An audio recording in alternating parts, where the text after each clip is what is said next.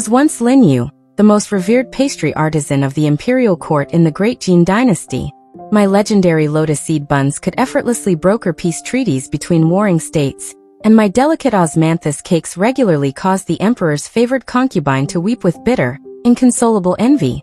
I died a thoroughly dignified death, elegantly poisoned by a jealous rival chef's treacherous, cyanide-laced mooncake during the Mid-Autumn Festival. It was, all things considered, a rather glorious way to go. Or so I thought. Instead of entering the quiet, honorable oblivion of the underworld to sip tea with my ancestors, I jolted awake to the shrill, infernal screaming of a rectangular metal beast. A microwave, my frantic new roommate called it. Now I inhabit the mortal vessel of Maya, a chronically sleep-deprived, hopelessly clumsy scholarship student at the most cutthroat, prestigious culinary institute in the modern world. The irony is as thick as a poorly reduced caramel glaze. I, a legendary master of the delicate bamboo steamer and the roaring wood-fired hearth, am currently on academic probation. Why? Because I am apparently failing Baking Science 101. My pompous instructor is deeply offended that I adamantly refuse to use a digital thermometer. But why in the heavens would I trust a lifeless, battery-operated plastic wand when I can gauge the precise temperature of boiling spun sugar by the gentle, familiar singe of my own bare knuckles? It is utter madness. Adjusting to the terrifying, loud sorcery of electricity is only half my daily burden. The real, unmitigated tragedy is the abysmal state of modern commercial pastries. Everything is excessively sweet, drowning in blinding artificial dyes, and entirely lacking in the vital, harmonious balance of yin and yang. My modern peers construct towering, structurally unsound cakes that taste like nothing but sugary despair and shortening. I am determined to educate them, even if it means sneaking into the stainless steel commercial kitchens at 3 in the morning to grind my own mung beans by hand. My days are spent suffering through agonizing lectures on molecular gastronomy and the supposed superiority of stand mixers. But the nights belong entirely to me. When the sun sets and the sprawling academy falls silent, I eagerly reclaim my imperial dignity. I tie back my hair, ignore those towering convection ovens, and enthusiastically set to work with my traditional bamboo baskets. I am plotting a culinary revolution, one traditional recipe at a time. I am going to remind this uncultured, sugar-addicted era what true, refined flavor truly tastes like.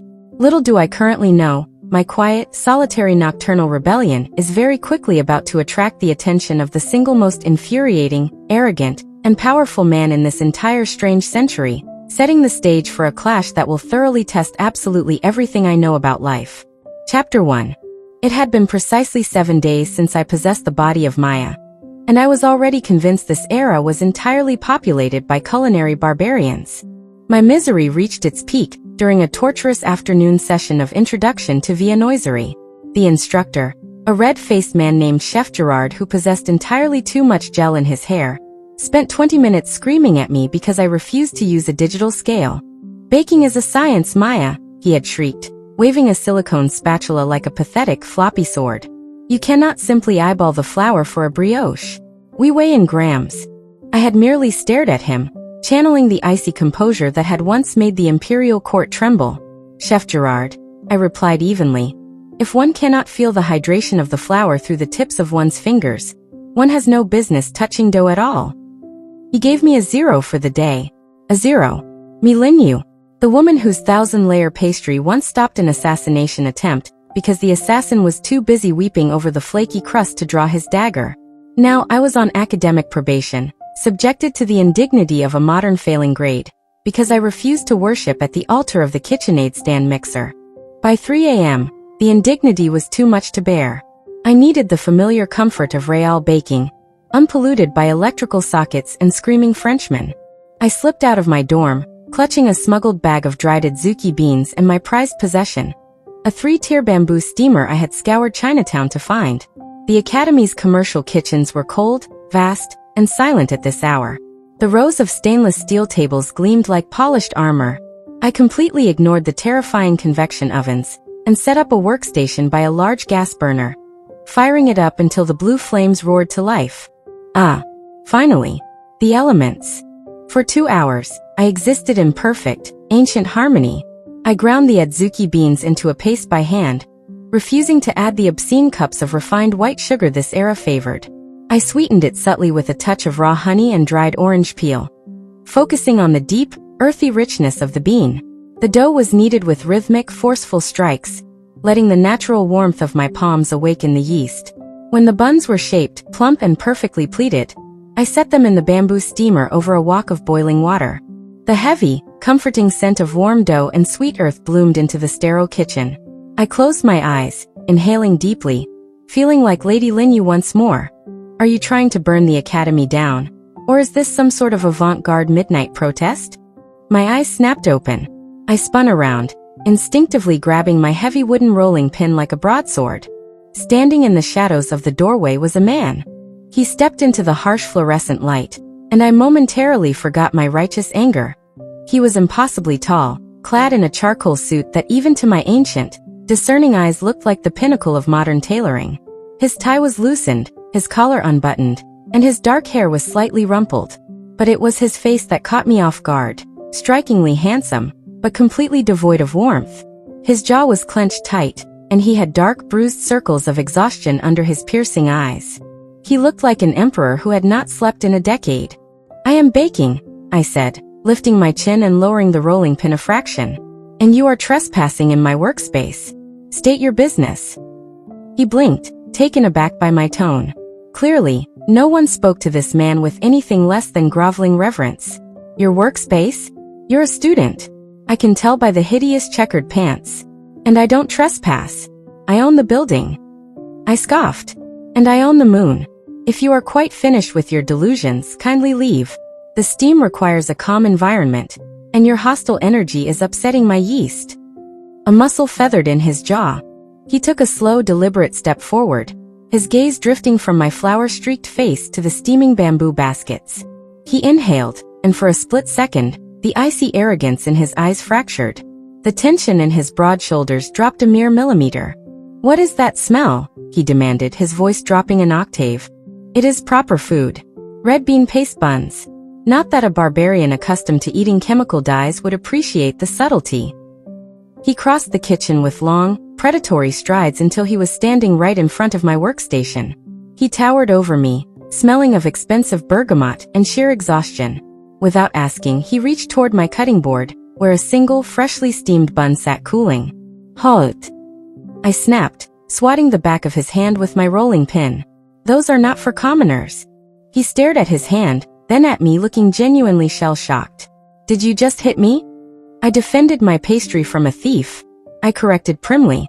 For a moment, I thought he might order my execution. Instead, his eyes darkened with a stubborn, reckless glint. Moving faster than I anticipated, he snatched the bun from the board and took a deliberate, aggressive bite right in front of me. I gasped at his sheer audacity, ready to curse him and his ancestors. But as he chewed, something extraordinary happened. The aggressive posture melted away. He closed his eyes, exhaling a long, shuddering breath. The earthy, subtle sweetness of the adzuki, perfectly balanced by the soft, pillowy dough, did what my pastries always did. It brought absolute peace. He opened his eyes, staring at the half-eaten bun as if it were a glowing, magical artifact. Then he looked at me. The annoyance was gone, replaced by a terrifying, intense hunger. Who are you? He whispered. I am Maya, I declared, crossing my arms. And you owe me an apology. Elias Thorne didn't apologize. He simply took another bite, swallowed, and delivered a decree that would ruin my peaceful modern life forever. Maya, name your price. You work for me now. Chapter 2. The morning after my nocturnal encounter with the arrogant, suit-wearing thief, I was back to suffering the endless indignities of modern culinary education. This time, the torture was advanced cake decorating. My instructor, a woman who treated sugar paste with the reverence one should reserve for the gods, had tasked us with covering a sponge cake in something called fondant. It was an abomination. It felt like slightly sweetened mud and tasted entirely of despair. I was midway through aggressively peeling the rubbery skin off my cake, intending to make a proper, delicate mirror glaze out of actual fruit, when a hush fell over the chaotic kitchen. Actually, hush is too mild a word. The air practically evaporated. My classmates, previously buzzing like a hive of manic bees, froze in place. Even the instructor suddenly stood at attention, frantically smoothing her apron as if the emperor himself had just walked through the double doors. I wiped my sticky, sugar-coated hands on a towel and turned. It was him. The thief from last night. In the harsh light of day, he was even more intimidating. He wore a navy three-piece suit that clung to his broad shoulders with a precision that screamed obscene wealth, flanked by two burly men with earpieces who looked remarkably like imperial guards. The dark circles under his eyes were still there, a testament to his cursed exhaustion, but his posture was terrifyingly straight. He radiated the kind of absolute, unquestioned authority that could only be cultivated by a lifetime of giving orders and having them instantly obeyed. "Mr. Thorne," my instructor gasped, her voice trembling with sycophantic delight. "We had no idea you were inspecting the academy today. If we had known the primary benefactor was visiting."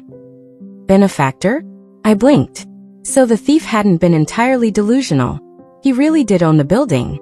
Elias Thorne ignored the instructor completely.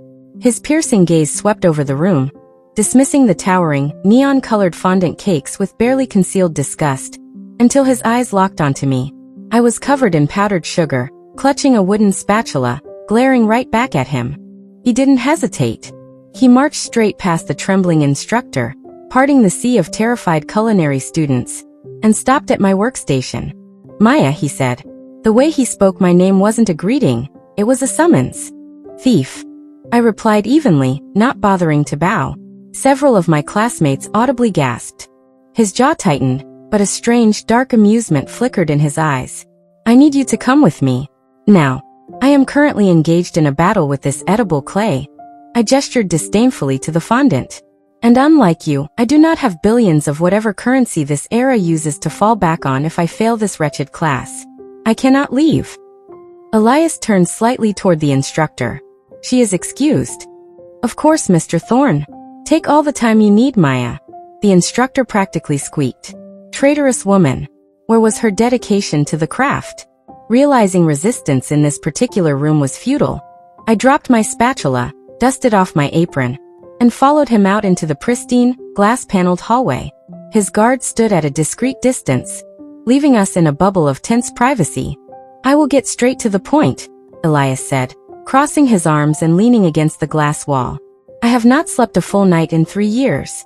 My doctors have prescribed everything short of a medically induced coma. Last night, after I ate that, whatever that red bean thing was, I went to my car, closed my eyes, and slept for 6 uninterrupted hours. It was a traditional adzuki bean bun, balanced with citrus and honey to soothe the spirit and calm the liver meridian." I corrected him sharply. "And I am not surprised. My food brings harmony. It is a known fact." "I don't care about meridians or harmony," he said dismissively, though the raw desperation in his voice betrayed him. "I care about results. I want you to be my private, exclusive chef. You will cook for me every night. In exchange, I will clear your academic probation, fully fund your tuition, and pay you a salary that will allow you to buy this entire academy if you so choose." It was a staggering offer. A modern mortal would have dropped to their knees in gratitude. I, however, felt a familiar, cold fury rising in my chest. "Do you believe," I asked softly, taking a step closer to him, "that because you wear silk, or whatever cheap synthetic blend this is, and command a few guards, you can simply purchase my art like a common street commodity?" Elias frowned, clearly unaccustomed to the word no. "I am offering you a life-changing amount of money for a few hours of work a night." "You are offering me servitude," I snapped. "You burst into my kitchen, steal my food, insult my craft by calling it a thing, and now you demand I become your midnight snack vendor simply because you possess a heavy purse? Your lack of manners is staggering. In my time, you would be flogged for such insolence." "In your time," he repeated, his brow furrowing in confusion. "I am an artisan, Mr. Thorne," I declared, my voice echoing slightly in the quiet hallway. "I cook for those who appreciate the profound depth of my craft, not for arrogant, uncultured brutes who view my creations as a mere sleeping tonic. Keep your money, and keep out of my kitchen." I turned on my heel and marched back into the classroom, leaving the most powerful man in the city staring after me in stunned, magnificent silence. Chapter 3. My triumphant, dramatic exit from the fondant-covered nightmare of classroom for B lasted precisely 3 hours. At exactly 1:15 p.m., I was summoned to the dean's office. I expected a stern lecture on my atrocious grades, and perhaps another mandated tutorial on the proper calibration of a digital scale. Instead, I opened the heavy oak door to find Dean Eris, a usually pompous man who terrified the student body, sweating profusely and wringing his hands like a lowly court eunuch who had just dropped the imperial jade seal. Sitting opposite him, occupying the velvet guest chair with the infuriating ease of a conquering warlord, was Elias Thorne. "Ah, Maya," the dean squeaked, dabbing his forehead with a handkerchief. "Please come in. Mr. Thorne and I have just been having a very illuminating conversation regarding your academic standing." I narrowed my eyes, crossing the room but refusing to sit. "Have you?" Elias picked up a manila folder from the desk, casually flipping it open. "It seems your rebellious streak extends far beyond midnight baking sessions. Let's review, shall we? You are failing Baking Science 101. You received a 0 in viennoiserie today. And last week, you apparently threw a perfectly good laser thermometer out of a second-story window." "It lacked a soul," I defended hotly. "You cannot measure the spiritual readiness of a caramel with a red laser beam. It is an insult to the sugar." The dean whimpered softly. Elias merely raised an eyebrow, entirely unfazed. "Be that as it may," Elias continued smoothly, closing the folder. "Your scholarship stipulates that you must maintain passing grades in all core classes. Currently, you are on the verge of being expelled by the end of the week." My stomach performed a cold, unpleasant plummet. I needed the academy. Despite its barbaric modern practices, it provided me with limitless, high-quality ingredients and the space to slowly reawaken my ancient culinary power. To be cast out into the chaotic modern streets without a copper coin to my name was unacceptable. "However," Elias murmured, leaning forward, the predatory gleam returning to his dark eyes, "as the primary benefactor of this institution, I have a certain discretionary fund. I can fully sponsor your continued enrollment, clear your academic probation, and arrange for private tutoring to ensure you pass your science courses." "And in return?" I asked, my voice dripping with suspicion. "You accept my offer from this morning. You become my private evening chef. You cure my insomnia. If you refuse, the dean has informed me he has no choice but to process your expulsion immediately." He had outmaneuvered me. He had found my weakness and exploited it with the ruthless efficiency of a seasoned general. I glared at him, furious, yet grudgingly impressed. It was a terribly underhanded, magnificent tactic. "Fine, isn't. I will cook for you, but not as your servant. As your physician of the culinary arts. And if we are to have an arrangement, it will be bound by my terms." I snatched a pen and a piece of pristine academy letterhead from the dean's desk. I slammed it down and began to write furiously, channeling the rigid, formal calligraphy of the imperial courts, even though it was with a cheap ballpoint pen. "What are you doing?" Elias asked, leaning over to look. "I am drafting our imperial contract," I declared, not breaking my focus. "Clause the first. I alone dictate the menu. I cook for your imbalanced chi, your overworked liver meridian, and your stressed spirit. You will not request dishes. You will eat what is placed before you." Elias looked amused. "Agreed." Clause the second. You will consume my art in absolute, uninterrupted silence. Chewing loudly, speaking of business, or staring at your glowing rectangular pocket tablet disrespects the food and ruins the digestive harmony."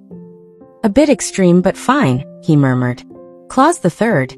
You are forbidden from entering my kitchen workspace or touching my bamboo tools without explicit permission. And if you ever suggest I use a motorized stand mixer to knead my dough, the contract is null and void, and I will let you perish of exhaustion. I finished the document with a sharp flourish, underlining the final decree, and slid it across the mahogany desk toward him. "Sign it, or you can expel me right now and go back to your sleepless misery." Elias Thorne looked down at the handwritten list of demands. He was a man who negotiated billion-dollar acquisitions before breakfast. No one dictated terms to him, let alone a flower-dusted college student on the verge of expulsion. For a long moment, the room was terrifyingly silent. The dean looked like he might faint. Then Elias's lips twitched. A genuine, albeit fleeting, smirk broke through his icy facade. He reached into his breast pocket, withdrew a sleek silver fountain pen, and signed his name at the bottom of my ridiculous document. "I'll send a car for you at 8 o'clock tonight, Chef Maya," he said softly, his eyes locking onto mine with an intensity that made my pulse stumble. Don't be late. Chapter 4. Precisely at 8 o'clock, a vehicle the size of a small, heavily armored carriage, painted a glossy, impenetrable black, arrived outside my dormitory. The driver opened the door with a crisp bow that I found appropriately respectful. And within 20 minutes, I was standing in the cavernous, marble-floored lobby of Thorn Industries. It was a fortress of glass and steel. Riding the terrifyingly fast metal box, the elevator, up to the penthouse executive level made my stomach drop in a way I had not experienced since surviving a runaway carriage incident during the Ming Rebellion. When the doors parted, I was escorted not to Elias's office, but to the private executive kitchen. It did not look like a kitchen. It looked like an apothecary's nightmare. There were towering chrome refrigerators, flashing digital readouts, and a terrifying array of metallic contraptions that whirred and beeped incessantly. Presiding over this sterile laboratory was a man in an immaculate white chef's coat, bearing the name Chef Francois stitched in gold thread over his heart. He looked me up and down, his eyes lingering disdainfully on the worn canvas tote bag clutched in my hand.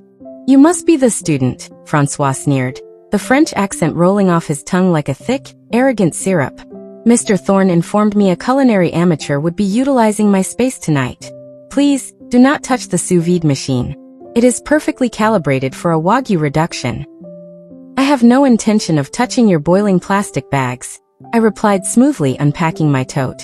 Out came my mortar and pestle, a bag of dried jujube dates, a handful of dried longan fruit, and a small jar of goldenrod sugar. Francois burst into a patronizing laugh. Dried fruit and a stone bowl? Mon Dieu! Mr. Thorne has the most sophisticated palate in the hemisphere. He dines on truffles and gold leaf. You are going to serve him wrinkled dates. I paused, holding a single dark red jujube between my thumb and forefinger. I channeled the full, devastating weight of my imperial aura, locking eyes with the modern chef. A fool measures flavor in gold leaf and smoke, I said, my voice dropping to a dangerous, icy calm.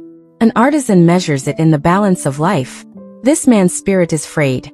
His liver meridian is entirely blocked by stress, and his chi is violently overactive. Truffles will only agitate his digestion.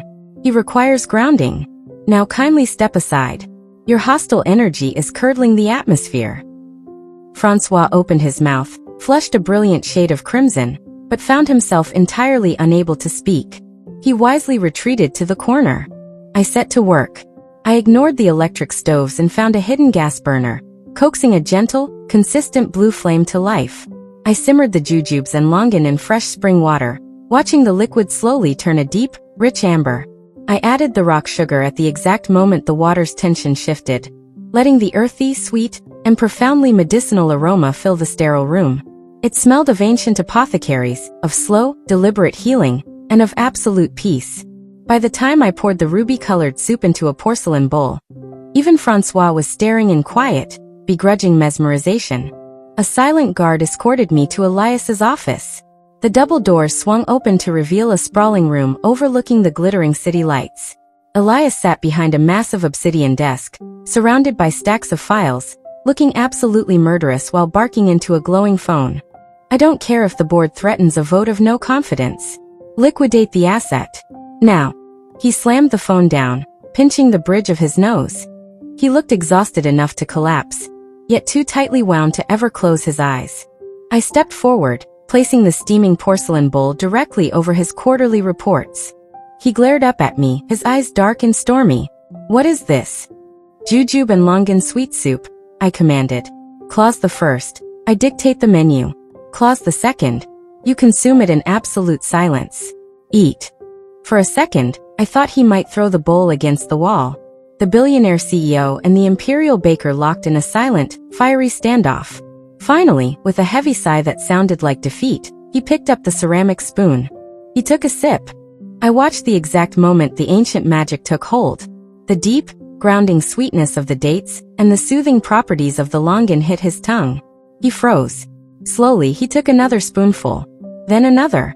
He did not speak. Partially out of contract compliance, but mostly, I suspected, because he couldn't. He finished the bowl, placing the spoon down with a soft clink. He leaned back in his leather chair, staring at me with a heavy, unfocused gaze. Maya, he murmured, his voice slurring slightly, stripped of all its sharp, corporate edges. Silence, I whispered gently. He blinked slowly. The tense lines around his mouth smoothed out. His broad shoulders sank. He leaned forward, resting his forehead against the cool mahogany of his desk, folding his arms beneath his head like a small child. Within 60 seconds, the ruthless, terrifying third-generation heir to the Thorn Empire was fast asleep, snoring softly right in the middle of his hostile takeover paperwork. I smiled, collected my empty porcelain bowl, and quietly slipped out of the room. True power, I reflected as I walked back to the elevator, was not measured in billions. It was measured in perfectly brewed soup. Chapter 5. My penalty for throwing a laser thermometer out of a second-story window, it turned out, was not expulsion. Thanks to Elias's heavy-handed financial intervention, it was instead commuted to forced labor. Dean Eris, desperate to appease both the billionaire benefactor and the outraged modern baking instructors, decreed that I must single-handedly manage the dessert exhibition at the annual Thorn Foundation Charity Gala. Consider it a final examination of your practical skills, Maya, the dean had squeaked, wiping his brow. 500 of the city's elite will be in attendance. Do not embarrass us. My classmates were, predictably, furious. The gala was the most coveted networking event of the year, and they viewed my assignment as a tragic injustice. A girl named Chloe, a devoted disciple of the rubbery fondant arts, glared at me with such venom I briefly considered checking my tea for arsenic. Ah, the nostalgia of court politics. The evening of the gala, the sprawling gilded ballroom of the Grand Hotel, was suffocatingly opulent. Men in stiff black suits and women draped in uncomfortable-looking jewels milled about like peacocks. I was confined to the massive, sterile catering kitchen, tasked with producing 500 portions of dessert in under 3 hours. I had just finished preparing my doughs and pastes when the room suddenly plunged into an eerie, humming silence. The digital displays on the massive, wall-to-wall convection ovens blinked, sputtered, and died. The terrifying mechanical hum of the ventilation fans ground to a halt. A collective gasp echoed through the kitchen staff. Chloe, who had generously volunteered to be a kitchen runner for the evening, stood near the main breaker box. She arranged her face into a mask of exaggerated, mock horror. "Oh no," she cried loudly. "The main ovens have short-circuited. Whatever shall we do? The dessert course is ruined. Maya, your delicate European pastries won't bake." The head catering chef began to hyperventilate. The kitchen descended into immediate, headless chicken panic. I, however, merely crossed my arms and sighed. Sabotage. How adorably unoriginal. Did this girl truly believe a broken electrical cord was enough to dethrone the former head pastry artisan of the Great Jin dynasty? In my time, I once had to bake 100 mooncakes using nothing but a cracked clay oven and damp firewood while a literal siege was happening outside the palace walls. Silence. I barked, my voice cutting through the modern hysteria with the sharp crack of a general's whip. The kitchen staff froze. "You." I pointed at a trembling sous chef. "Bring me every portable butane gas burner you possess." "You." I pointed to another. "Fetch the massive iron woks from the stir-fry station. And somebody, open the double doors to the main ballroom. Let the guests see the fire." But the smoke detectors. The modern presentation," the head chef stammered. "I am the presentation," I declared. I abandoned the useless, dead metal boxes and dragged the heavy iron woks to the front of the kitchen, right in view of the ballroom doors. I ignited the gas burners, letting the thick, blue flames roar to life. I stacked my massive, 3-tiered bamboo steamers high, water instantly hissing and boiling beneath them, sending glorious, thick plumes of fragrant white steam billowing into the air like clouds descending from the immortal realm. Guests in the ballroom began to turn their heads. Murmurs rippled through the crowd as the sweet, earthy scent of warm lotus seed and blooming jasmine tea drifted over the sterile smell of their expensive perfumes. Then I began the real performance. I grabbed a massive ring of hot, amber sugar syrup. Standing in full view of the bewildered, glittering elite, I began to pull. Pull, twist, fold. Pull, twist, fold. It is an ancient technique known as dragon's beard candy. With swift, mesmerizing precision, I stretched the thick ring of sugar into 2, then 4, then 8, multiplying the strands until I was holding thousands of microscopic, shimmering threads of spun sugar that looked like spun glass and silk. The crowd gravitated toward the open kitchen doors, abandoning their champagne flutes, utterly hypnotized by the rhythmic, sweeping movements of my arms.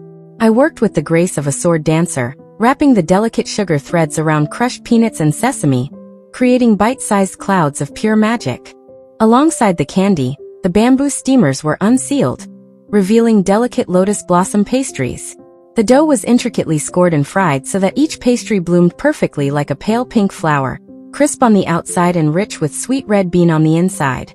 I looked up from my station, wiping a smudge of flour from my brow, and my eyes locked onto a figure standing at the very front of the mesmerized crowd. Elias Thorne. He was wearing a bespoke tuxedo that made him look dangerously handsome, holding a glass of scotch he wasn't drinking. He wasn't looking at the spinning sugar or the blooming pastries. He was looking entirely at me. There was no icy corporate arrogance in his expression tonight. His dark eyes were wide, burning with a mixture of raw astonishment and something much deeper, much more predatory. When Chloe tried to nervously approach him, stammering apologies about the broken ovens, Elias completely ignored her. He raised his glass slightly in my direction, a silent, breathtaking toast. The modern ovens were dead, but the imperial fires were roaring. And as the elite of the city clamored to taste my art, I knew I had not just saved the gala. I had conquered them all. Chapter 6. The day after the gala, my reputation at the academy shifted from hopelessly incompetent to mildly terrifying. Even Chef Gerard avoided looking directly at me, and Chloe practically pressed herself against the hallway walls whenever I walked past. I found the newfound respect highly appropriate. That evening, the armored black carriage, which I had learned was called a Maybach, did not take me to Thorne Industries. Instead, it glided through the neon-lit streets and deposited me in front of a building with no sign, only a heavy unmarked brass door. Elias was waiting for me under the awning. He wore a dark, tailored suit, looking effortlessly dangerous, and for the first time, the bruising shadows under his eyes had lightened. He had been sleeping. "You are not required in the kitchen tonight," he said smoothly, offering his arm. "Tonight we are dining." I eyed his arm suspiciously before resting my hand lightly upon his sleeve. "I drafted a contract, Mr. Thorne. I am your physician of the culinary arts, not your companion." "Consider this a field study, Maya," he murmured, a low rumble of amusement in his chest. "I want to see what happens when the imperial artisan is forced to consume the pinnacle of modern fine dining." We entered L'Ephémère, a restaurant boasting 3 Michelin stars, a rating system I found deeply flawed, considering it was originally created by a company that manufactured rubber carriage wheels. The interior was impossibly dim, stark, and quiet. We were seated at a corner booth, and immediately, the theatrical nonsense began. The first course arrived. A waiter in a crisp white jacket placed a massive, slate gray stone in front of me. Sitting atop the stone was a microscopic sliver of raw fish, buried under a cloud of white, bubbly froth, and surrounded by a ring of green gel. "Deconstructed scallop crudo," the waiter whispered reverently, "with a yuzu-infused sea foam and basil emulsion." I stared at the stone. "Is this a joke?" I asked, picking up my fork. "Did the chef drop the scallop into a wash basin?" Elias nearly choked on his water, his cool facade cracking into a genuine, muffled laugh. "Taste it." I scooped up the sliver of fish and the soapy froth. The moment it hit my tongue, my imperial palate recoiled in absolute horror.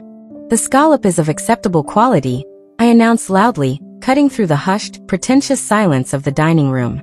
"But the preparation is a tragedy. The yuzu foam is overly aerated, stripping the citrus of its grounding properties and making it an aggressive, volatile acid that entirely masks the delicate sweetness of the seafood. Furthermore, the basil emulsion is aggressively cold, shocking the stomach meridian and clashing violently with the raw protein. It is entirely unbalanced. It lacks harmony. It lacks soul." The waiter froze, his face draining of color. "Would you like to send it back?" Elias asked, leaning forward, looking entirely too delighted by my outrage. "I would like to send it to the underworld," I declared. "Excuse me." A sharp, clipped voice interrupted us. A man in a pristine black chef's coat marched up to our table. He had the rigid posture of a man who demanded absolute worship. "The head chef. Is there a problem with the crudo? Are you the architect of this tragedy?" I asked, gesturing to the soapy rock. The chef bristled. "I am Chef Laurent. I have trained in Paris, Tokyo, and—" "Then you should know better." I cut him off smoothly, channeling the terrifying authority of a woman who once dictated the diets of emperors. You have allowed your desire for visual theatrics to blind you to the fundamental nature of the ingredients. Fish belongs to the water element.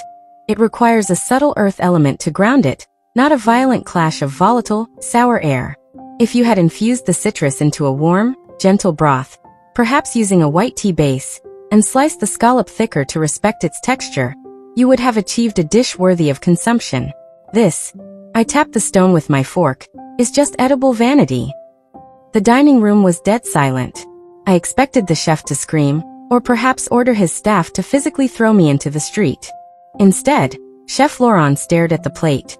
He frowned, his eyes darting from the frothy foam to my face. The sheer, unyielding confidence in my voice, the absolute certainty of a master artisan, seemed to pierce straight through his modern ego. White tea broth, Laurent muttered, his eyes widening slightly. The tannins would cut the sweetness, and the warmth, the temperature contrast. He suddenly patted his pockets, pulling out a small notepad and a pen. Wait, you said the acid is too volatile. What if I used a fermented plum reduction instead? Acceptable. I nodded approvingly. But only if you steep the plum with a single slice of aged ginger to protect the digestive fire. Laurent scribbled furiously. Aged ginger? Yes. Yes, of course. Thank you, madam. Excuse me. He spun on his heel and sprinted back toward the kitchen, entirely abandoning his arrogance in the pursuit of true flavor. I turned back to Elias, dusting my hands off. Now then, let us hope the next course actually resembles food. Elias wasn't looking at the kitchen, and he wasn't laughing anymore. He was staring at me with an intensity that made the hair on the back of my neck stand up. The dark, predatory focus in his eyes was stripped of all its usual corporate armor. He looked at me as if I were the only puzzle in the world he couldn't solve, and he was dedicating his life to cracking it. You're not a student, Maya, Elias said softly, his voice a low, vibrating hum that barely reached across the table. I've dined with the greatest chefs on this planet, and none of them possess that kind of innate, terrifying authority.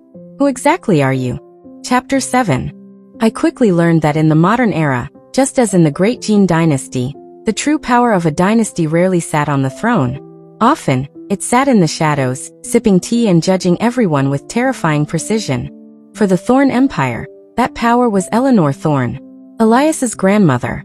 I was in Elias's sprawling penthouse kitchen on a Tuesday afternoon, preparing a lotus root and pork rib soup to fortify his spleen meridian, when the private elevator chimed. I expected Elias, returning early from his glass fortress. Instead, a woman who radiated the exact, bone-chilling aura of an empress dowager stepped out. She was in her late 70s, impeccably dressed in a tailored silver gray suit.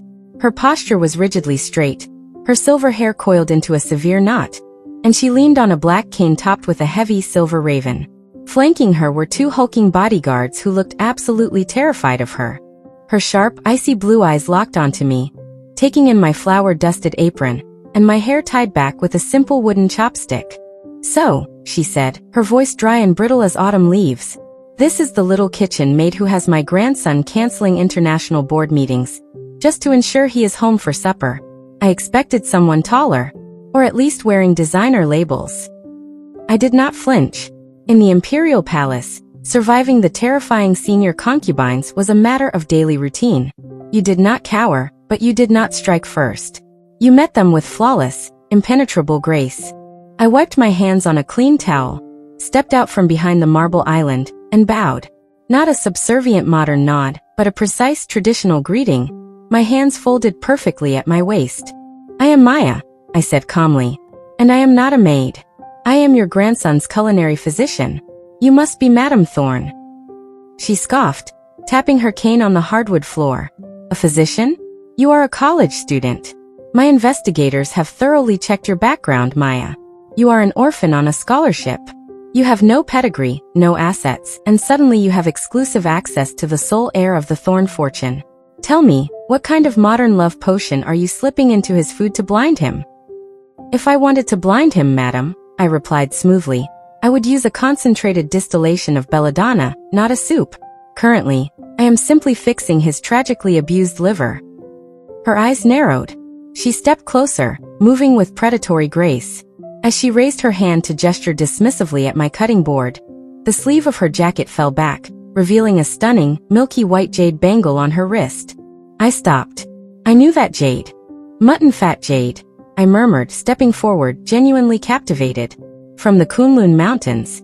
The carving is exquisite, a continuous cloud and bat motif, symbolizing endless fortune. But the polishing technique, it lacks modern machinery marks. That is hand-polished using river sand. Late Qing dynasty, perhaps. Madame Thorne froze. The hand holding the cane tightened until her knuckles turned white. How could a 20-year-old culinary student possibly know that? The appraisers at Sotheby's took 3 days to verify this piece. I looked up, meeting her fierce gaze. Because a true artisan recognizes the soul of the material, Madame Thorne.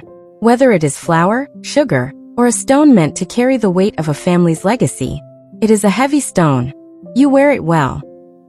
The icy hostility in her eyes cracked, replaced by profound, absolute shock. At that exact moment, the elevator chimed again. Elias strode in, shedding his suit jacket, his eyes immediately darting to the kitchen. When he saw his grandmother standing inches away from me, he stopped dead, a look of genuine panic flashing across his typically stoic face. "Grandmother," Elias said, his voice tense, crossing the room in 3 long strides. "What are you doing here? If you have insulted her." "Quiet, Elias," she snapped, not taking her eyes off me. She slowly lowered her hand, the jade slipping back beneath her silk cuff. She looked around the kitchen, eyeing the bubbling clay pot of soup, the array of raw, unrefined ingredients, and finally, the small, beautifully embroidered silk pouch I kept my personal tea leaves in. A pouch I had stitched myself in the quiet hours of the night. "Do you know the proper gongfu tea ceremony, child?" she asked suddenly, her voice entirely stripped of its earlier venom. "I prefer the Luyu method of the Tang dynasty," I replied evenly. "But yes, I am adequately versed." Madame Thorne finally smiled. It was a terrifying, brilliant thing. She turned to her grandson, who was standing there looking entirely bewildered by the lack of bloodshed. "Elias," his grandmother commanded, tapping her cane once more. "Cancel my evening engagements. I am staying for dinner. And you," she pointed a manicured finger at his chest, "are going to sit quietly while Maya and I discuss the lost art of proper silk embroidery. If you let this one slip away, I will personally disinherit you." Elias stared at her, then at me. For the first time since I had met the terrifying, brilliant billionaire, he was completely and utterly speechless. I merely turned back to my soup, stirring it with a quiet, victorious smile. Modern or ancient, the rules of the court never truly changed. Chapter 8. For a man who effectively commanded a global empire, Elias Thorne possessed a deeply annoying habit of hovering. It was a rainy Thursday night, and the penthouse was cloaked in the quiet, rhythmic drumming of water against the floor-to-ceiling glass. I was in the center of the gleaming kitchen, engaged in the arduous, highly physical task of preparing a laminated lotus pastry dough. It required a delicate balance of cold fat, warm hands, and absolute, uninterrupted concentration. Naturally, Elias chose this exact moment to abandon his home office. He wandered into the kitchen, discarding his suit jacket over a bar stool and loosening his silk tie. He didn't demand food or retreat to his usual spot at the dining table to brood over spreadsheets. Instead, he walked right up to the marble island, planting his hands on the cool stone, and simply watched me. "You are disrupting my chi," I warned, pressing the heel of my hand firmly into the pale dough. "I'm just standing here," he replied, his voice a low, gravelly hum that resonated entirely too well with the thunder outside. "You are radiating aggressive, corporate energy. This dough is sensitive. It will absorb your stress and bake into a dense, hostile brick." Instead of walking away, Elias stepped around the island, invading my side of the workspace. He stood entirely too close, smelling of rain, bergamot, and that intoxicating, quiet power he carried everywhere. Slowly, deliberately, he reached across his left wrist and unclasped his heavy silver watch, a timepiece that likely cost more than the entire Ming Dynasty treasury. He placed it carefully on a dry patch of marble. Then he began to roll up the sleeves of his bespoke dress shirt, exposing strong, corded forearms lightly dusted with dark hair. I stopped kneading, my hands frozen in the flour. "What, exactly, do you think you are doing?" "I am adapting," Elias murmured, stepping up to the wooden cutting board beside me. If my stress is ruining your pastry, I need an outlet. Teach me how to do that. I stared at him, the third-generation billionaire heir, offering to perform manual labor. Kneading dough is not a parlor trick, Elias. It is an exchange of life force. It requires discipline, patience, and a fundamental understanding of the wheat spirit. Then guide my hands, Maya, he challenged softly, his dark eyes locking onto mine. Show me. I should have handed him a whisk and sent him to a corner to beat egg whites until his arm fell off. That would have been the safe, imperial thing to do. Instead, I tore off a generous piece of the dough and placed it in front of him. Spread your fingers, I instructed, my voice suddenly sounding a bit too breathless. Do not push with your fingers. Push with the heel of your palm. You must use your core, not your shoulders. He tried. He was strong, but his movements were rigid, aggressive. He treated the dough like a hostile corporate takeover, attacking it with sheer force. No, Isiga. Stop being incluye. I reached out, placing my flour-coated hands directly over his large, warm ones. A jolt of pure electricity, sharper than any modern appliance, snapped up my arms. Elias drew in a sharp breath, his posture stiffening, but he didn't pull away. Relax your grip, I whispered, guiding his hands downward. It is a dance, not a battle. Press, roll, turn. Press, roll, turn. We moved together in the quiet kitchen. The warmth of his skin seeped through the fine dusting of flour. He was entirely focused, his head bowed, his cheek mere inches from mine. I could feel the steady, heavy beat of his pulse where my wrist pressed against his. The scent of sweet yeast and warm rain enveloped us, thick and intoxicating. Like this? He asked, his voice dropping to a husky whisper. He turned his head, and suddenly, we were completely out of safe territory. His face was so close I could see the tiny gold flecks in his dark eyes. The icy, untouchable CEO was entirely gone, replaced by a man looking at me with a hunger that had absolutely nothing to do with food. His gaze dropped to my lips, and the air in the kitchen simply stopped moving. I forgot about the great Jin dynasty. I forgot about my pride. I forgot how to breathe. Elias let go of the dough. He slowly turned his hand over, his flour-dusted fingers gently brushing a stray lock of hair away from my cheek. The touch was agonizingly tender. He leaned in, his eyes fluttering shut, closing the final inch between us. Beep, beep, beep. The shrill, mechanical screech of the digital oven timer shattered the silence like a dropped glass. I leaped backward as if I had been struck by lightning, nearly knocking over my jar of rendered lard. Elias flinched, his eyes snapping open, a look of profound, murderous rage flashing across his face as he glared at the blinking digital clock. The resting period is over. I stammered, my heart hammering against my ribs like a trapped bird.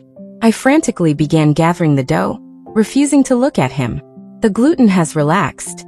If we wait any longer, the hydration will overproof and the cellular structure will collapse.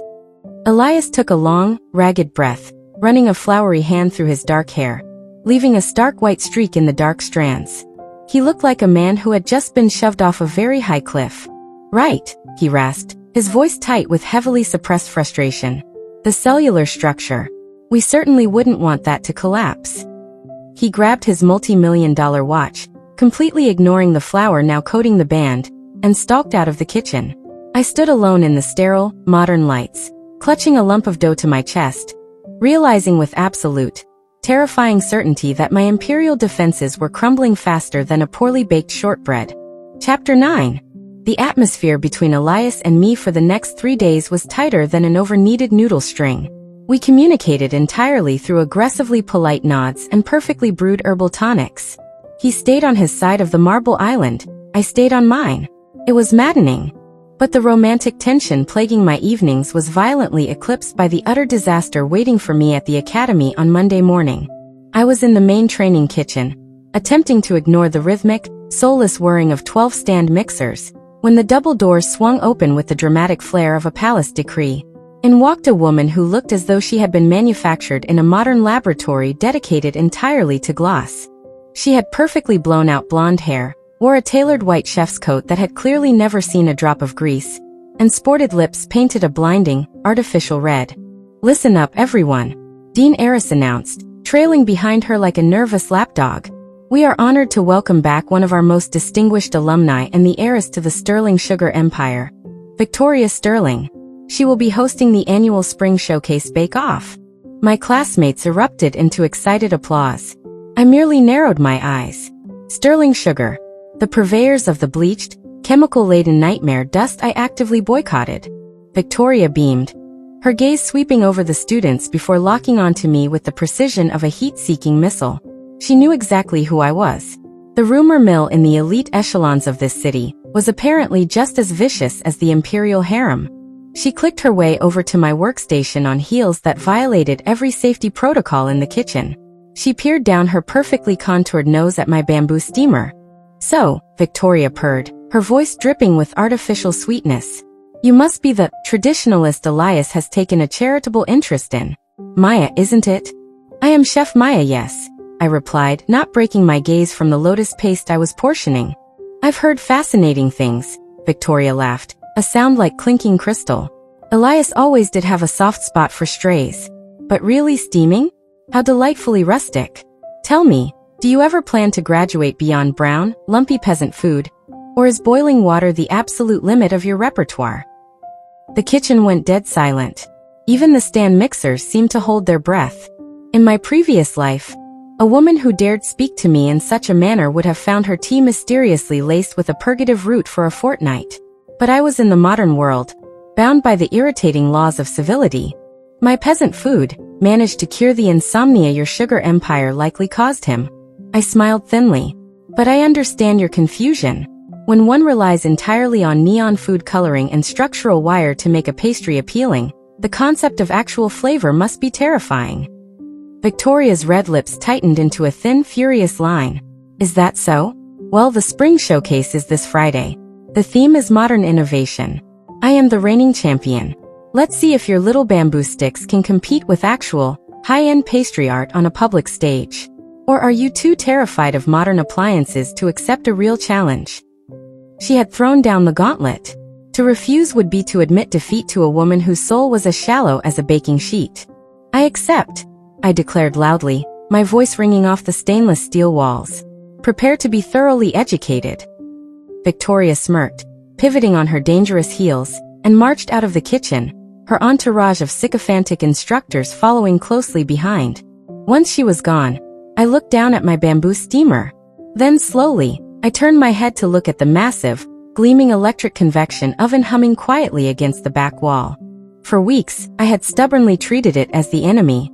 But Victoria was right about one thing.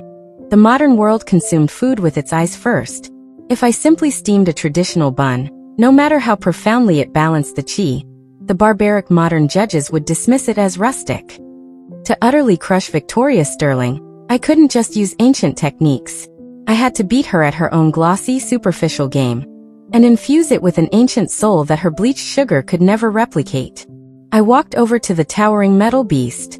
I reached out and gently placed my hand against its cool glass door. "All right, you soulless, mechanized box of lightning," I whispered to the oven. "It is time for us to forge an alliance." Chapter 10. The Spring Showcase Bake-Off was a terrifying spectacle of modern vanity. Flashing camera lenses, blaring music, and an audience of hundreds transformed the Academy's grand auditorium into a coliseum. At the center of the stage, Victoria Sterling was frantically constructing what appeared to be a 3-foot-tall, neon-pink fondant swan. It required wooden dowels, wire mesh, and enough bleached sugar to send an entire dynasty into a diabetic coma. I stood at my station, utterly calm, armed with my new allies. The electric convection oven, a digital thermometer, and the horrifying, floppy rubber contraptions known as silicone molds. I had spent 3 grueling, sleepless nights studying Baking Science 101. I had learned that the modern world's obsession with molecular gastronomy was simply the manipulation of natural elements, a concept deeply rooted in ancient alchemy. If they wanted a modern visual spectacle, I would give them one, but it would possess the soul of an empress. I turned the dial on the convection oven to exactly 180 degrees Celsius. I did not flinch when the fan roared to life. I simply nodded at the metal beast and went to work. For my base, I created a dense, earthy black sesame sponge, utilizing the sheer, violent efficiency of an electric mixer to whip the egg whites into stiff peaks in mere minutes. It was terrifyingly fast, but I had to admit, highly practical. Above the sponge, I layered a delicate, cloud-like mousse infused with lychee and ancient osmanthus blossoms, balancing the deep earthiness of the sesame with the bright, floral notes of the heavens. But the true magic was in the garnish. I had mastered spherification, using sodium alginate and calcium chloride, powders that looked deeply suspicious but acted like sheer witchcraft. I transformed premium, slow-steeped dragon well green tea into tiny, translucent green pearls. They looked exactly like imperial jade caviar. When the buzzer blared, Victoria presented her towering pink swan. The judges, Dean Heiress and two terrifyingly thin food critics, cut into it. They smiled for the cameras, but my trained eyes caught the microscopic twitches in their jaws. The sheer, unmitigated sweetness of the fondant was actively assaulting their palates. Then it was my turn.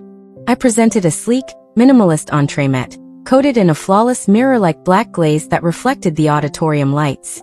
Nestled on top was a delicate cluster of my green tea caviar and a single, edible gold leaf. Black sesame and osmanthus entremet, I announced, my voice carrying clear across the silent auditorium, with dragon well tea spheres.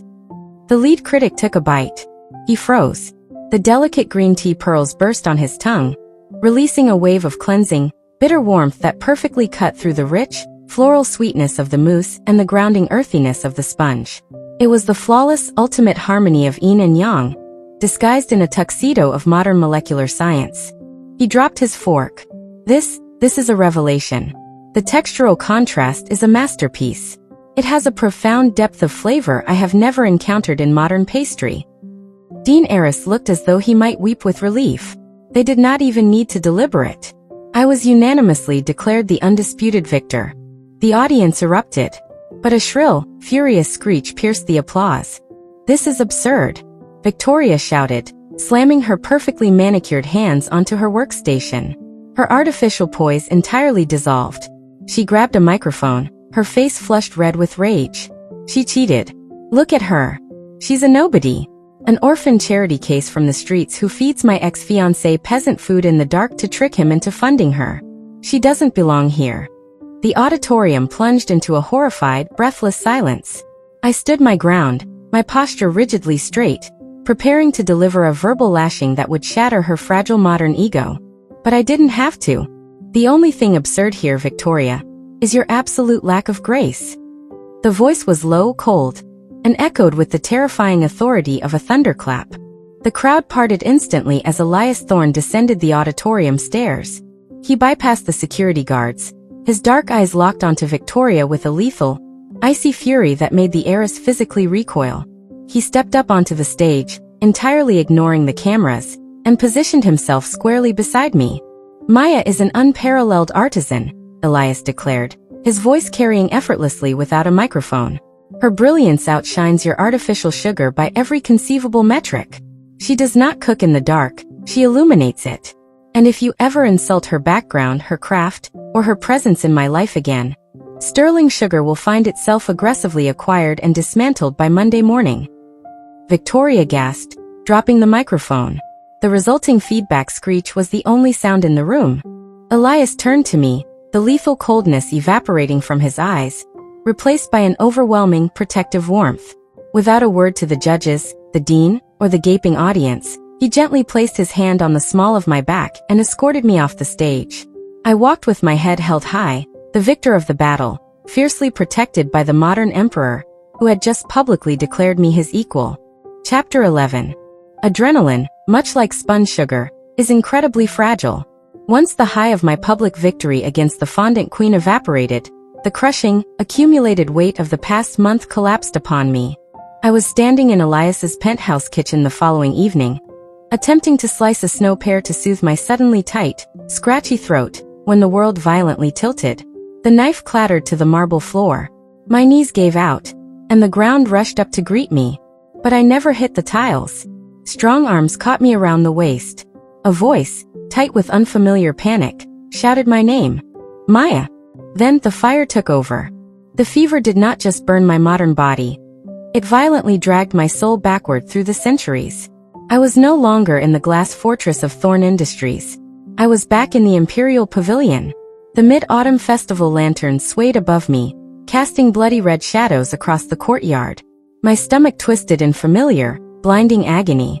The mooncake, I gasped, tossing against sheets that felt entirely too soft. Do not let the emperor touch the mooncake. The bitter almond. It is laced with cyanide. That treacherous rat, Chef Wang. A cool, damp cloth pressed against my burning forehead. Maya, you're safe. You're burning up. The doctor is on his way. I am not Maya. I cried out, my voice thick with the archaic, formal dialect of the Great Jin court. I am Lin Yu, head artisan of the imperial kitchens. My chest, it burns. The poison is taking my breath. Why did the ancestors pull me from the river of souls? I died with honor. I rambled for what felt like centuries, trapped in the inescapable loop of my own assassination. I spoke fluently of the warring states, of the Empress Dowager's jade, of the roaring wood-fired hearths I missed so desperately, and of the agonizing loneliness of being trapped in a loud, metallic era where food had no soul. When I finally opened my eyes, the red lanterns of the past had faded. Soft, muted afternoon sunlight filtered through floor-to-ceiling windows. I was buried under a mountain of charcoal gray bedding in a bedroom the size of an imperial courtyard. Sitting in a chair pulled directly up to the edge of the mattress was Elias. He looked worse than I felt.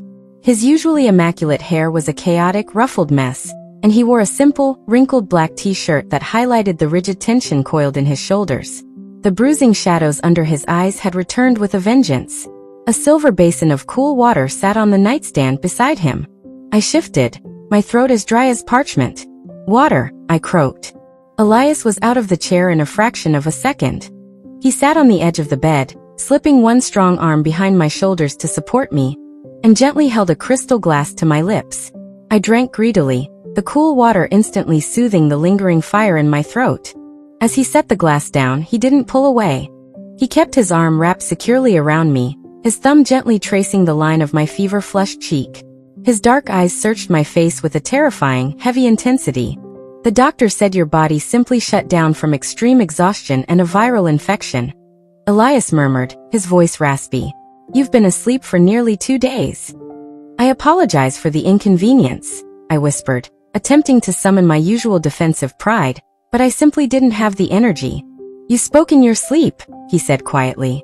A lot. In an ancient dialect my translator app couldn't even fully process. You talked about the Great Jin dynasty. You talked about being an imperial artisan named Lin Yu. You talked about dying from a poisoned mooncake. My blood ran cold. The modern world locked people in padded white rooms for such talk. I braced myself, looking away, waiting for him to politely inform me that he was sending me to a psychiatric ward. I was delirious. A fever dream. Was it? Elias challenged softly. He gently hooked his finger under my chin, turning my face back to meet his gaze, stripping away every defense I had left. Because it explains everything, Maya. It explains why you know Qing Dynasty jade polishing techniques by sight. It explains why you demand to check my pulse before you cook for me. It explains why an orphaned college student carries herself like a reigning empress and views modern science as an insult. I swallowed hard, tears of pure, overwhelming exhaustion pricking my eyes. If you believe I am a ghost or a madwoman, just cast me out now, Elias. Do not mock me. Elias's stoic expression utterly shattered. He leaned down, pressing his forehead gently against mine, his hand tangling securely in my hair. I don't think you're mad, he whispered fiercely, his breath ghosting over my lips. And I don't care if you're a ghost, an immortal, or a time-traveling imperial chef. I don't care what era you belong to, Lin Yu. As long as you stay in mine. Chapter 12. My recovery was swift, primarily because Elias Thorne refused to leave my side, treating my bedside with the rigorous dedication of a royal guard. However, while the emperor was distracted tending to his artisan, the treacherous merchants of his court decided to stage a rebellion. I emerged from the penthouse 3 days later to find Elias's phone ringing incessantly, his jaw clenched so tightly I feared he would crack his own teeth. A hostile faction on the board of directors, spearheaded, to my absolute lack of surprise, by Richard Sterling, Victoria's father, had called an emergency vote of no confidence. Their primary evidence of Elias's instability? His irrational obsession with a culinary student. He had publicly humiliated a key ally's daughter, cancelled international summits, and was allegedly acting erratically. They intended to vote him out as CEO by sunset. Elias stood by the window, adjusting his tie, looking ready to march into a bloodbath. "I'll handle them, Maya. You stay here and rest." I scoffed, tying my hair back with a fierce, decisive flick of my wrist. "You are marching into an ambush with an agitated spirit and an empty stomach. They will smell your stress and devour you like wild dogs. I am coming with you." "Maya, it's a corporate boardroom, not a kitchen." "Men of power are the same in every era, Elias," I stated, grabbing my canvas tote of specialized ingredients. "They are driven by greed, ego, and an imbalance of chi. I survived the politics of the Great Jin Dynasty harem. A room full of men in uncomfortable suits does not frighten me." 2 hours later, I stood in the executive kitchen of Thorn Industries. Chef Francois saw me entering with my bamboo steamers and immediately raised his hands in surrender, wisely retreating to his office without a single word of French protest. I had exactly 3 hours before the board meeting reached its voting phase. I moved with the terrifying, singular focus of a general coordinating a siege. I was not making a meal, I was weaponizing food. I crafted a traditional, 12-course imperial banquet. A menu historically designed to awe foreign dignitaries into absolute submission. At precisely 1 p.m., I signaled Elias's guards. We loaded the laden carts and marched toward the boardroom. Through the heavy oak doors, I could hear Richard Sterling shouting. "His judgment is compromised. He is making decisions based on the whims of a nobody." I pushed the doors open with a dramatic, resounding bang. The entire board, a dozen wealthy, furious individuals, turned to stare.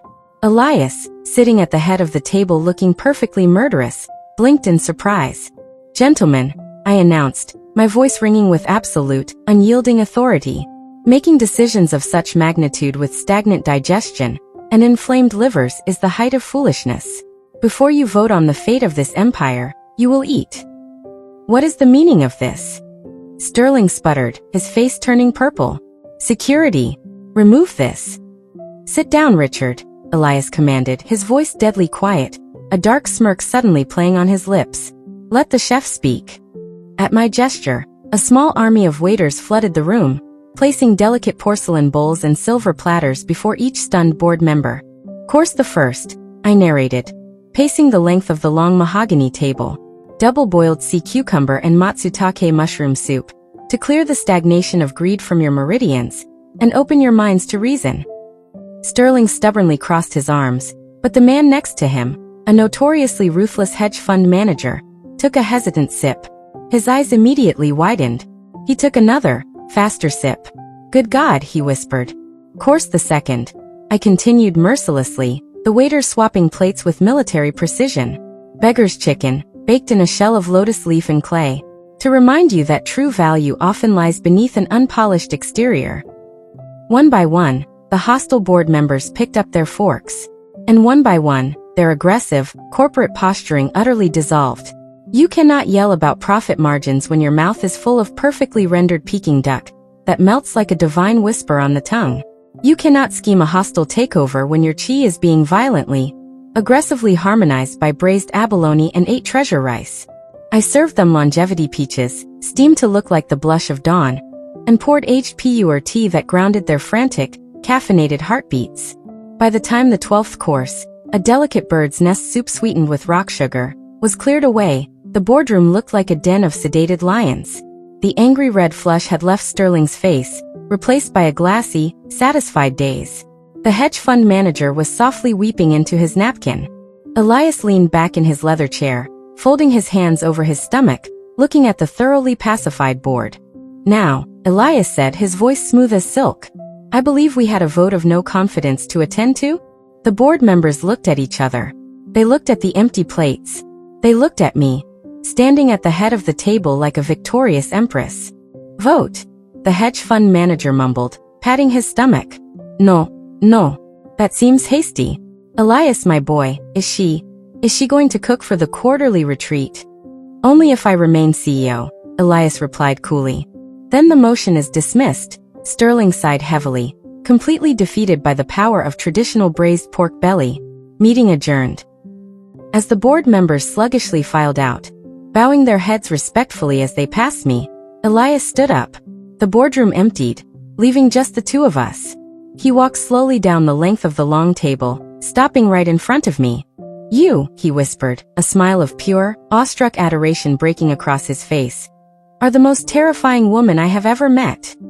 I told you, I replied primly, adjusting the collar of my apron. I only cook for those I deem worthy, and I have decided, Elias Thorne, that your empire is worth saving.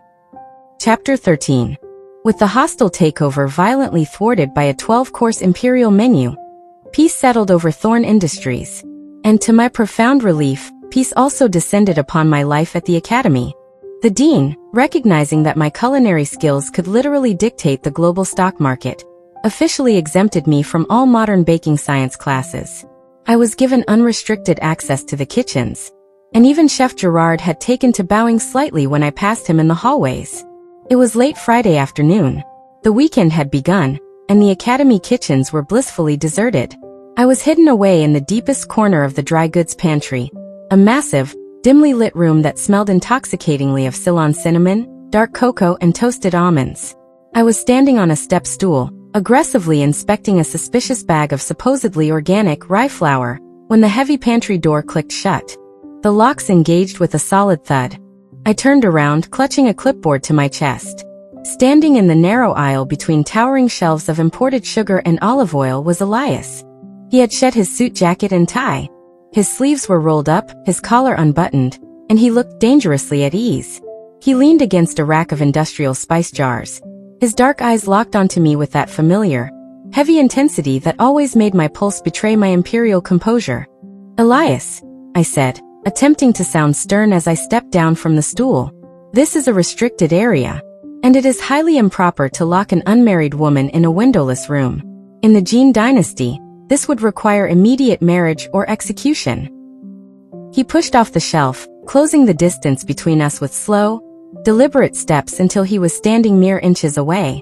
In the dim light of the pantry, he looked less like a CEO and more like a conquering warlord claiming his prize. I'll take the marriage, he murmured, his voice a low, vibrating rumble that sent a shiver straight down my spine. I blinked, momentarily losing my legendary wit. Excuse me? Elias reached into his pocket. I expected him to pull out a velvet box, the traditional modern gesture of offering a shiny, useless stone to prove one's devotion. Instead, he pulled out a thick, beautifully folded piece of parchment sealed with red wax. He held it out to me. I told you once that I wanted to buy your existence, Elias said softly, his eyes searching my face. It was the most arrogant, foolish thing I have ever said. I know now that an empress cannot be bought. She can only be worshipped. My breath hitched. I took the parchment, breaking the wax seal with trembling fingers. It wasn't a check. It wasn't a black card. It was a contract, drafted in flawless, elegant calligraphy. Clause the first, Elias whispered, stepping closer, reciting the words from memory as my eyes scanned the page. A lifetime, uninterrupted supply of the finest hand-milled, stone-ground wheat from our private estates, untainted by modern chemicals. Clause the second, absolute, unquestioned sovereignty over every kitchen in the Thorne Empire. You dictate the menus. You dictate the methods. I will gladly throw every laser thermometer and electric mixer into the ocean if you ask it of me. Tears, hot and entirely unbidden, pricked the corners of my eyes. He understood.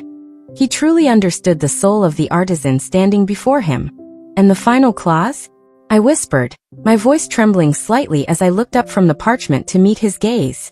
Clause the third, Elias breathed, gently taking the clipboard and the contract from my hands, and tossing them onto a nearby sack of flour. He reached up, cupping my face in his large, warm hands, his thumb sweeping across my cheekbones. My heart. My absolute devotion. I will eat whatever you place before me. I will kneel by your wood-fired hearths.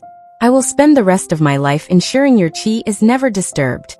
He leaned in, his forehead resting against mine. Stay in my era, Linyu. Marry me. Let me be the emperor of your pastry. My ancient pride, my stubbornness, and my lingering grief for a past life simply melted away, dissolving like spun sugar in warm tea. I didn't need the imperial court. I didn't need the great Jin dynasty. My empire was right here, wrapped in the arms of a modern billionaire who looked at me as if I hung the moon and the stars. I accept your terms, I whispered against his lips. This time, there was no digital oven timer to interrupt us. Elias kissed me, and it was a devastating collision of past and present. It was fierce, hungry, and perfectly balanced, the absolute, profound harmony of yin and yang. I wrapped my arms around his neck, pulling him closer, my fingers tangling in his dark hair. The scent of cinnamon and flower surrounded us, grounding us in the sacred space of the kitchen. And as Elias held me tight enough to anchor my soul to this century forever, I knew with absolute certainty that my next life had finally, truly begun. Epilogue. 5 years is a mere fleeting breath in the grand, infinite tapestry of reincarnation. But in the modern corporate world, it is more than enough time to build an empire. Today, the Imperial Hearth stands proudly as the crown jewel of the Thorn Global conglomerate. It is a sprawling, multi-million-dollar flagship bakery in the very center of the city, designed to my exact, uncompromising specifications. The architecture is a breathtaking fusion of sleek modern glass and ancient, carved dark wood. And by my strict decree, there is not a single microwave on the premises. Elias, my devastatingly handsome husband, expertly manages the billions from his penthouse office, orchestrating international supply chains simply to ensure my daily delivery of organic, stone-ground flour and hand-picked mountain tea leaves. I, naturally, reign supreme over the kitchens. We have successfully trained a new generation of pastry chefs who know better than to speak back to the dough, and the city's elite willingly wait in line for hours just to taste my legendary lotus seed buns. It is a perfect, harmonious existence. I am a modern empress, and my dynasty is secure. Or so I thought. No. I want the blue one. I stood perfectly still in the center of our sprawling private kitchen, holding a plate of the most exquisite, delicately layered thousand-leaf pastry I had ever created. It was filled with a subtle, perfectly balanced taro root paste. It was a masterpiece that would have made the great Jin Emperor weep. Sitting in his high chair, glaring at the pastry with profound suspicion, was my 3-year-old son Leo. He had Elias's dark, expressive eyes, my stubborn chin, and the combined arrogance of a billionaire heir and an ancient court artisan. And currently, he was pointing a chubby, demanding finger at a crinkly plastic wrapper resting on the far counter. "Leo," I said, my voice trembling with suppressed maternal horror. "That is a commercially produced, mass-manufactured sugar disc. It is dyed with chemical blue number 4. It has no soul. It will disrupt your spleen meridian." "Want blue cookie?" Leo demanded firmly, crossing his little arms. "Absolutely not," I gasped, clutching my pearls, which were, in fact, genuine Ming Dynasty pearls Elias had gifted me for our anniversary. I did not cross the river of time and space to birth a culinary barbarian. Eat the taro. Is there a rebellion in the imperial court? I spun around to see Elias leaning casually against the kitchen doorway, dressed in his impeccably tailored suit, having just returned from the office. He looked from my horrified expression to our son, and a slow, wicked grin spread across his face. "Do not laugh, Elias," I warned, pointing an accusatory finger at him. "Your heir is entirely devoid of taste. He rejected my 1,000-leaf pastry for that plastic abomination your brother smuggled into my house." Elias chuckled, a deep, rich sound that still sent a familiar shiver down my spine. He crossed the kitchen, pressed a soft, lingering kiss to my temple, and casually plucked the taro pastry from my plate. He took a bite, closing his eyes in genuine bliss. "It's perfect," Elias murmured, swallowing. "But you have to admit, Maya, the irony is spectacular." "It is a tragedy," I sulked, watching in utter despair as Elias unashamedly opened the plastic wrapper and handed our son the brightly colored, chemically enhanced blue cookie.